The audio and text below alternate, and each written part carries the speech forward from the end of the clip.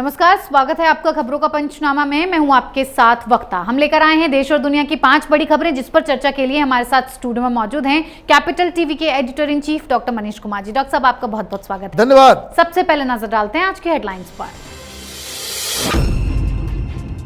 ज्ञानवापी मस्जिद में दूसरे दिन 80% सर्वे पूरा, गुंबद पश्चिमी दीवार की हुई जांच। हिंदू पक्ष बोला और मजबूत हुआ हमारा दावा। नवनीत राणा ने उद्धव ठाकरे पर कसा तंज, बोली लाचार मुख्यमंत्री बन गए हैं उद्धव, शिवसेना अब हो गई है औरंगजेब सेना। शरद पवार के खिलाफ पोस्ट शेयर कर फंसी मराठी एक्ट्रेस, पुलिस ने किया गिरफ्तार, भेजा जेल। त्रिपुरा के सीएम बिप्लब कुमार देव ने दिया इस्तीफा, माणिक साहा बन गए नए मुख्यमंत्री, बोले राज्य में लाएंगे पीएम मोदी का विकास मॉडल। पाक के पूर्व पीएम इमरान खान को सता रहा अपनी हत्या का डर, मुझे मारने के लिए हो रही साजिश, कुछ हुआ तो पूरा देश देखेगा, रिकॉर्ड किया गया वीडियो।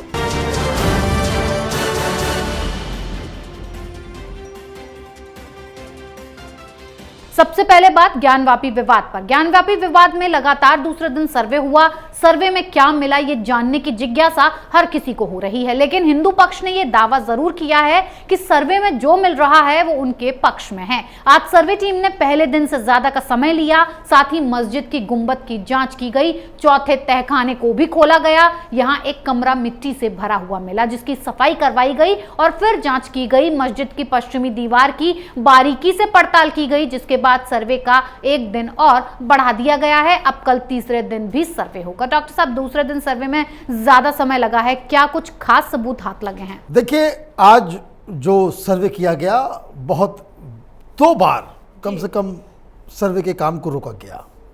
क्यों रोका गया? एक तो 2 और तहखाने के कमरे खोले गए जी। और कमरे के अंदर मैं आपको बताऊं, एक अजीबोगरीब चीज मिली है जी।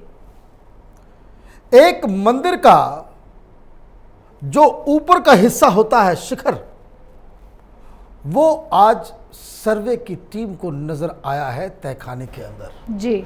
साथ ही वहां कई सारी मूर्तियां थी जिनके ऊपर वो मलबे के अंदर दबी हुई थी जी। सर्वे का काम इसलिए भी रोका गया कि कुछ लोग कह रहे थे भाई इसकी तस्वीर खींच लो, खत्म करो जी। लेकिन हिंदू पक्ष ने कहा नहीं भाई, मिट्टी तो हटेगी, मिट्टी को हटाना जरूरी है। मिट्टी के अंदर क्या दबा हुआ है वो तो समझ में आना चाहिए जी। कहीं पानी पड़ा हुआ था, कहीं कुछ था, तो जब उसकी सफाई वफाई हुई, मालूम चल रहा है कि उसमें तो मूर्तियां हैं। मतलब जिस कोने पे भी कैमरा मूव करता है, वहां हिंदू मंदिर के प्रतीक नजर आते हैं, और इसलिए बवाल मचा हुआ है जी। किसी तरीके से इसको विलंब करने की कोशिश की गई, कागजी कार्रवाई में विलंब होने लग गई, तो फिर जो कोर्ट कमिश्नर हैं उन्होंने कहा कि कल फिर करेंगे। तो ये कल ये काम फिर भी जारी रहेगा, और उसके बाद 17 तारीख को सारी रिपोर्ट दी जाएगी। अभी तक जो जानकारी प्राप्त हो रही है उससे ये साफ साफ लग रहा है कि ये ज्ञानवापी मस्जिद नहीं, एक मंदिर था जी। डॉक्टर साहब, तो एक तरफ ज्ञानवापी का मामला गर्मा रहा है, दूसरी तरफ नवनीत राणा के आरोपों ने महाराष्ट्र की गर्मी को बढ़ा दिया है। नवनीत राणा ने प्रेस कॉन्फ्रेंस कर उद्धव सरकार को लाचार मुख्यमंत्री बताया और कई गंभीर आरोप लगाए। नवनीत राणा ने कहा कि उद्धव ठाकरे स्वार्थ के लिए मुख्यमंत्री बने हैं, उन्होंने सत्ता का दुरुपयोग किया है, औरंगजेब की कब्र पर फूल डालने वालों पर भी टिप्पणी नहीं की। उद्धव ठाकरे क्या औरंगजेब की राह पर चलने लगे हैं? शिवसेना क्या औरंगजेब सेना हो गई है? इस दौरान नवनीत राणा ने बीजेपी की जमकर तारीफ की है। डॉक्टर साहब, नवनीत राणा ने उद्धव सरकार को औरंगजेब की सेना क्यों कहा है? देखिए, वहां जो कुछ हो रहा है, जो शिवसेना कर रही है, बीएमसी चुनाव है, उसके मद्देनजर कल कुर्ला में बहुत बड़ी एक जनसभा को संबोधित किया उद्धव ठाकरे ने जी। राज्य भर से, ये कुछ तो राज्य के बाहर से भी शिव सैनिक वहां पे आए थे, उनका भाषण हुआ। अब वो भाषण उन्होंने टारगेट किया 2-3 चीज़ों के ऊपर। एक, बार बार वो खुद को असली हिंदुत्ववादी बता रहे हैं। वो बार बार इस बात को कह रहे हैं, राज ठाकरे को उन्होंने मुन्ना भाई कह दिया कि वो खुद को बाला साहब ठाकरे समझता है, एक सॉल ओढ़ करके, इस तरह की चीज़ें। खैर वो शिवसेना के राजनीति, उनके बात करने का अंदाज, उस तरह का एग्रेशन शुरू से ही रहा है, तो वो तो भाषण अपनी जगह पे है। लेकिन जब ये भाषण चल रहा है, उसके बाद जो जवाबी कार्रवाई नवनीत राणा ने किया है, उसने एक अलग मुद्दा उठा दिया। उन्होंने कहा कि भाई ये तो क्या भाषण हुआ जी, आपने विकास की कोई बात नहीं की, कैसे महाराष्ट्र बेहतर हो उसका कोई ब्लूप्रिंट आपने नहीं दिया जी, बेरोजगारी, महंगाई, इन सब के ऊपर आपने कोई चर्चा ही नहीं हुई।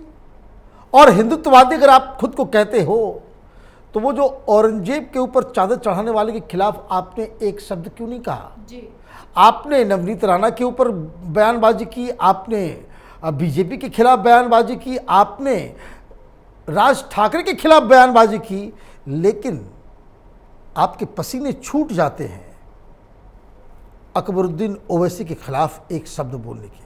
तो ये राजनीतिक उठापटक इंटरेस्टिंग है, लेकिन दिक्कत इसमें शिवसेना की ये है कि उनको समझ में नहीं आ रहा है कि आप किस तरह की रणनीति पे चल रहे हो।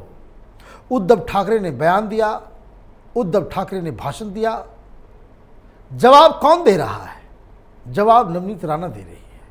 जवाब कौन दे रहा है? तो बीजेपी का छोटा मोटा प्रवक्ता जवाब दे रहा है।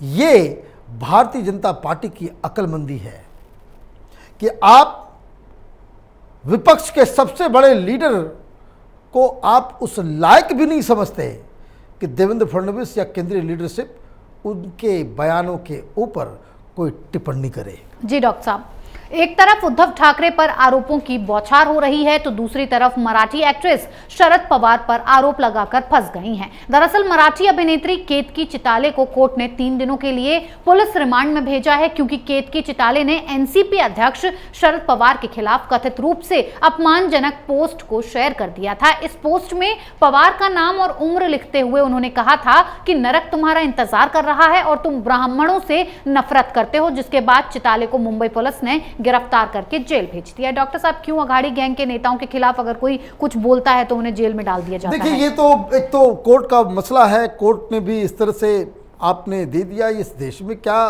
कोई एक्सप्रेशन की आज़ादी नहीं है? कहाँ है वो सारे लोग जो फ्रीडम ऑफ एक्सप्रेशन के लिए आंदोलन करते हैं? कहाँ ये टुकड़े टुकड़े गैंग, लेफ्ट लिबरल कबाल? आपके ऊपर कार्रवाई होती है तो आप आर्टिकल जो है वो वॉल स्ट्रीट जर्नल और वॉशिंगटन पोस्ट, न्यूयॉर्क टाइम्स में छप जाता है कि हिंदुस्तान में बोलने की आज़ादी नहीं है। प्रधानमंत्री मोदी को कौन कौन सी गालियां नहीं पड़ती, कितने लोग गिरफ्तार होते हैं।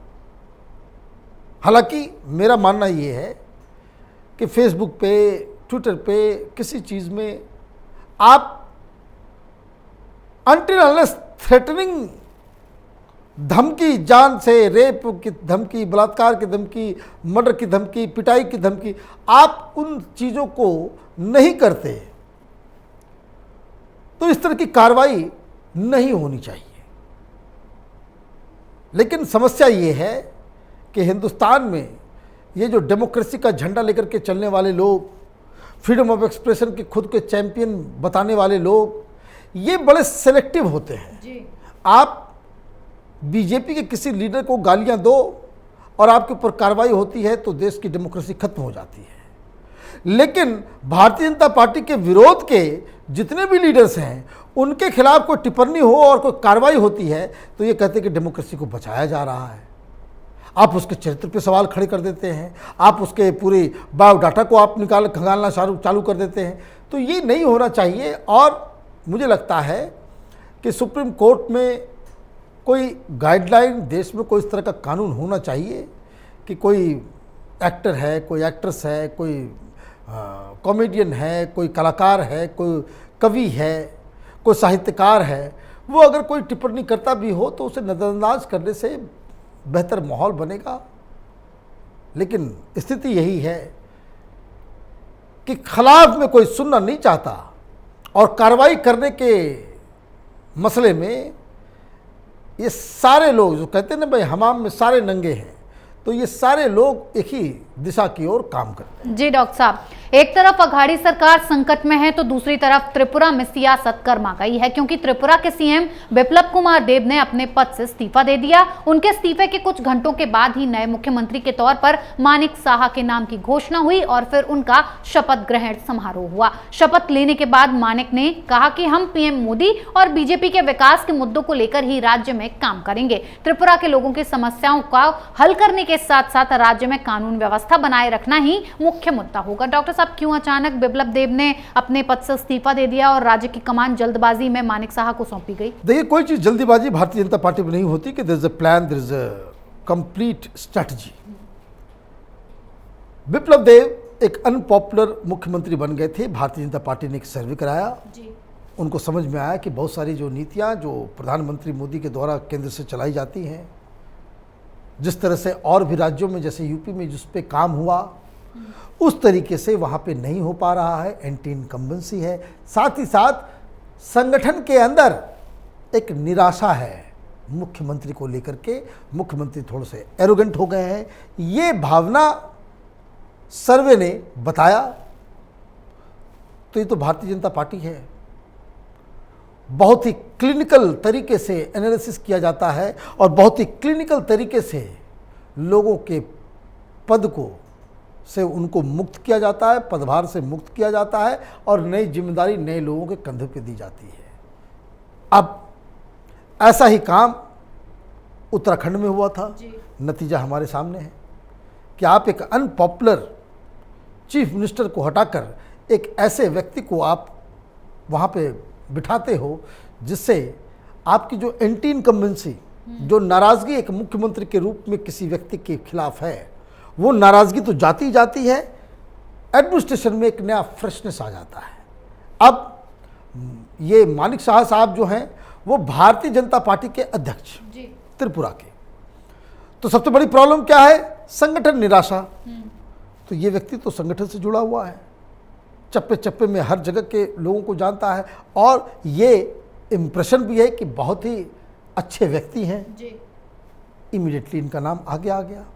दूसरी जो सबसे बड़ी समस्या बिप्लब देब के लिए हुई, जिसका वो जवाब नहीं दे पाए, कि जो प्रधानमंत्री मोदी की योजनाएं हैं उसको लागू करने में आप इतने ज़्यादा सीरियस क्यों नज़र नहीं आए। अब उनको बुलाया गया, इस्तीफा उन्होंने दिया नहीं, उनसे इस्तीफा लिया गया और ये पहले से ही तय था कि मानिक साहा साहब को वहाँ का पदभार दिया जाएगा, वो मुख्यमंत्री बनाए जाएंगे।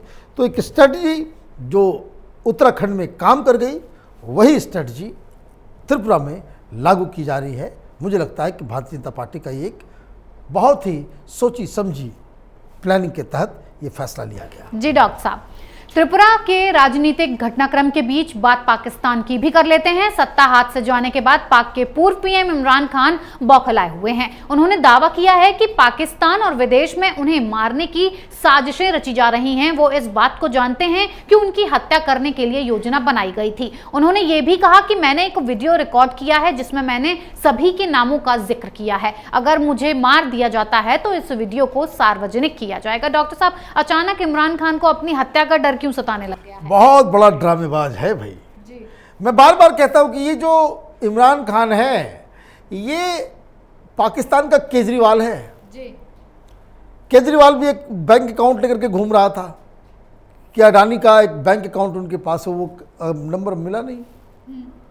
शीला दीक्षित की 200 पेज वाली एक फाइल लेकर के घूम रहा था, मिला नहीं। और आए दिन कि हमारी हत्या भी करवा सकते, देखिए भाषण देता है ये जी। तो केजरीवाल का बहुत आर्डेंट फॉलोअर है ये इमरान खान। वो कुछ भी मैंने बोलने में वो आगे चलते हैं। भाई ठीक है, आपने वीडियो रिकॉर्ड किया, मुबारकबाद, लेकिन जो आपकी करतूतें हैं आपको जेल जाने से रोक नहीं सकता कोई। आपके ऊपर कार्रवाई होगी, इसलिए ये पहले से ही बाउंड्री बनाना चालू कर दिया जी।